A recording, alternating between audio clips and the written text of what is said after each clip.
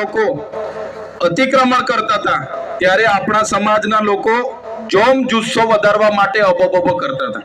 હમણાં કેટલાક અબોબો કદાચ ગામમાં કોઈ ખાતા પીતા હશે એવા લોકો કરતા હશે, એના લીધે અબોબો બદનામ છે. પણ અબોબો માત્ર આપણા ડેડિયાપાડા કે ગુજરાતમાં જ નથી, અબોબો દેશ વિદેશમાં પણ થાય છે. ન્યુઝીલેન્ડમાં આપણી આદિવાસી જે મોરાવી ટ્રાઇબ જાતિ છે, એમણે સંસદ ભવનમાં એમની મહિલાએ હકમા હકમા હકમા કરીને આખી સરકારનો વિરોધ કર્યો હતો. અબોબોનો આખી પાર્લામેન્ટમાં. એટલે અબોબો, હું એવું નથી કહેતો કે અબોબો માત્ર પીધેલા લોકો કરે છે, એવું નથી.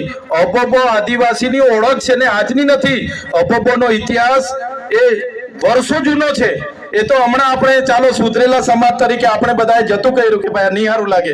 બાકી અબોબો એ આપણી ઓળખાણ છે અને આપણી અસ્મિતા, આપણી સંસ્કૃતિ, આપણી પરંપરાઓ જળવાશે તો જ આપણે આદિવાસી તરીકે બચીશું.